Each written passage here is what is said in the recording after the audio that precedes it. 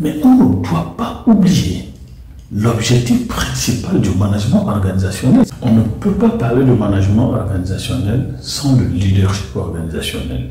Ce que je dis et je fais devient les mains et les pieds de l'employé.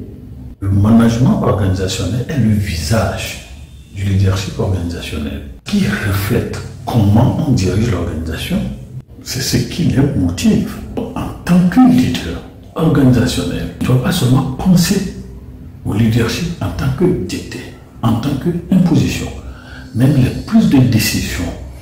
Et il faut un leadership partagé, au moins avoir un think tank, un groupe avec lequel on pense, on programme, on planifie.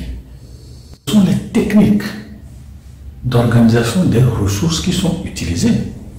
Il y a les ressources humaines, les ressources financières et les ressources matérielles. Mais on ne doit pas oublier l'objectif principal du management organisationnel, c'est améliorer la performance générale de l'organisation. Et la performance générale de l'organisation, c'est la somme totale des performances individuelles. Alors, pour qu'il y ait performance individuelle, il ne faut pas oublier les piliers du management organisationnel. Nous avons la communication, nous avons la coopération, nous avons l'autonomie et nous avons la confiance. Et tous ces piliers, communication, coopération, autonomie, confiance, doivent être horizontales, au même moment verticales. La communication de la hiérarchie avec la base et la base avec la hiérarchie. Il ne suffit pas de rester au bureau et décider. Pourquoi? Parce que moi, en tant que leader, ce que je fais, ce que j'ai dit, devient le modus operandi, la force motrice qui motive ou démotive la performance personnelle des employés de mon organisation. Et le management organisationnel a 4 principales fonctions. Vous avez la prioritisation, l'organisation, l'animation, la direction. Quels sont les objectifs que je me suis fixés, nous nous sommes fixés pour l'organisation? Et quelles sont les voies et moyens pour les atteindre?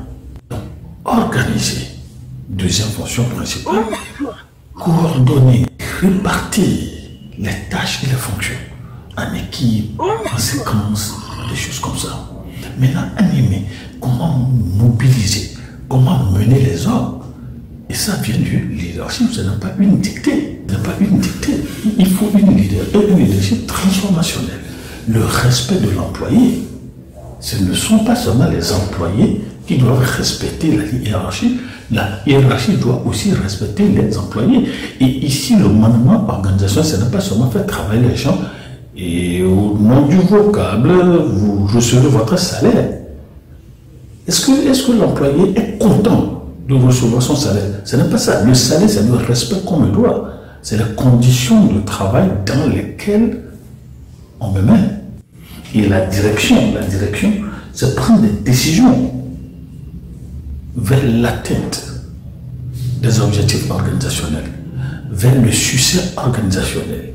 Alors, le leadership organisationnel revient alors à l'identification, la mobilisation, la formation des membres d'une organisation donnée en vue de contribuer de leur maximum vers le succès organisationnel, ce qui fait aussi le succès individuel et ce qui détermine alors les dividendes.